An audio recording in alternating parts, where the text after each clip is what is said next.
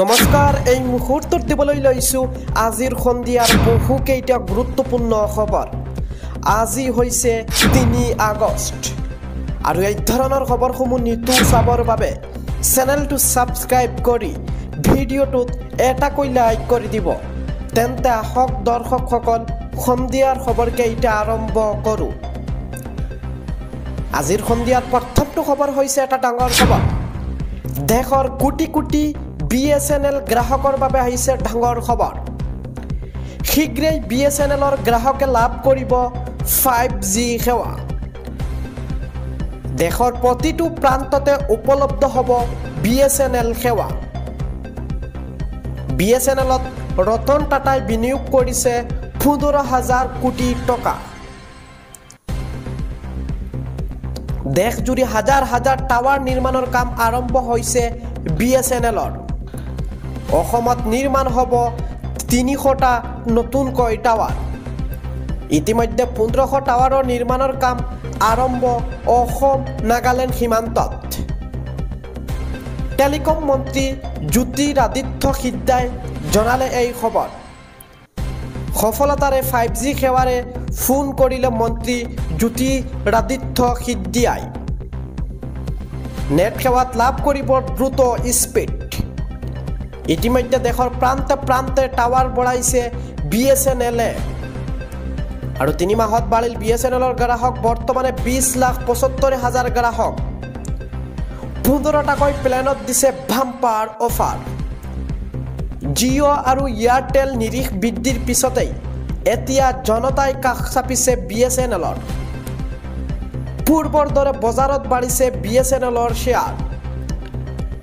কিয়নো BSNLত ৰতন টাটাই কৰিছে কোটি কোটি টকাৰ বিনিয়োগ আগবাঢ়িছো আজিৰ সন্ধিয়াৰ পৰৱৰ্তী খবৰটোলৈ হুজাই জিলাৰ লংকাত ৰেল বিভাগৰ উচ্ছেদ অভিযান ৰেল ষ্টেচনৰ চৌহদত থকা বিপণীসমূহৰ ওপৰত ৰেল বিভাগৰ হাতুৰা লংকা ৰেল ষ্টেচনক আদৰ্শ ৰেল ষ্টেচন ৰূপে গঢ় দিয়াৰ পদক্ষেপ জাননী জাৰি কৰাৰ পিছতো ব্যৱস্থা লোৱা নাছিল বিপণীসমূহৰ স্বত্বাধিকাৰীয়ে 3 মাহ পূৰ্বে জাৰি কৰা হৈছিল এই বিশেষ জাননী উচ্চ ন্যায়ালয় তথা লামডিং DRMৰ নিৰ্দেশ মৰ্মে চলিল এই উচ্ছেদ অভিযান আগবাঢ়িছো আজিৰ সন্ধিয়াৰ পৰৱৰ্তী খবৰটোলৈ দেশ জোকাৰি যোৱা হৃদয় বিদাৰক ঘটনা ভয়ংকৰ দুৰ্ঘটনাত একে পৰিয়ালৰ 5জন মৃত্যু দ্ৰুতবেগী কণ্টেইনাৰে মহতিয়ালে 4চকীয়া বাহন 4চকীয়া বাহনৰ ওপৰত উঠিল কণ্টেইনাৰখন 4চকীয়া বাহনত থকা জৈন পৰিয়ালৰ 5জনেই হেৰুৱাইছে এই পৰাত কতমপি ৰক্ষা পৰিল 4চকীয়া বাহনখনৰ চালকজন দুৰ্ঘটনাত আহত চালকজনক হাস্পাতালত ভৰ্তি কৰোৱা হৈছে এই ঘটনা স্থান হৈছে মধ্যপ্ৰদেশৰ সাগৰ জিলাতে শুকাবুক ঘটনা দুৰ্ঘটনাত সংঘটিত কৰা কণ্টেইনাৰ চালক পলায়ন কৰিছে পৰৱৰ্তী খবৰটো হৈছে এইবাৰ বিধায়কৰ ঘৰৰ সন্মুখত ভয়ংকৰ ঘটনা নিশা বিধায়কৰ ঘৰৰ সন্মুখত গুলী চালনা বাক্সাৰ বৰমাত সংঘটিত হৈছে এই চাঞ্চল্যকৰ ঘটনা বিধায়ক ভূপেন বড়োৰ বাসগৃহৰ সন্মুখত ফুটিল গুলী বৰমা বিধানসভা সমষ্টিৰ বিধায়ক ভূপেন বড়ো গুলী ফুটাৰ সময়ত বাসগৃহত নাছিল বিধায়কজন চালকে বিধায়ক আৱাসত থৈ আহিছিল ভূপেন বড়োক কোনে কিয় গুলী ফুটালে ইতিমধ্যে আৰক্ষীয়ে আৰম্ভ কৰিছে তদন্ত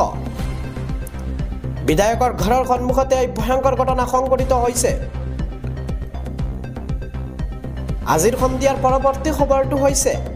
যিকোনো মুহূৰ্তত ইজৰাইলক আক্ৰমণ কৰিব ইৰাণে ইৰাণৰ শীৰ্ষ নেতাৰ সকিয়নি ইজৰাইলক মধ্যপ্ৰাচ্যত তৃতীয় বিশ্বযুদ্ধৰ উকমুকনি সহজতে এৰি দিয়া নহ'ব ইজৰাইলক সময়ত দিয়া হ'ব উচিত প্ৰত্যুত্তৰ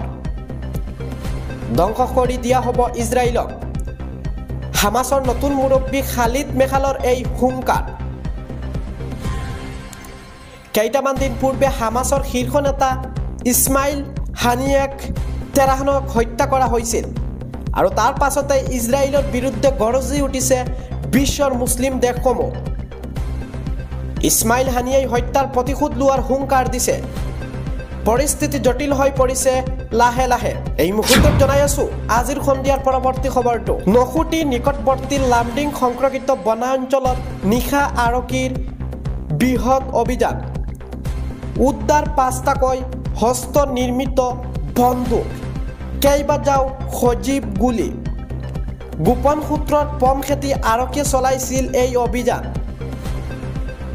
কুটাঘাট সংগঠিত কৰাৰ উদ্দেশ্যে দুষ্কৃতিকাৰীয়ে বনাঞ্চলত লুকুৱাই ৰাখিছিল বন্দুকসমূহ হুজাই জিলা অতিৰিক্ত আৰক্ষী অধ্যক্ষ পল্লৱ তামুলী উপ আৰক্ষী অধ্যক্ষ সামন্ত শৰ্মাৰ নেতৃত্বত চলিছিল এই অভিযান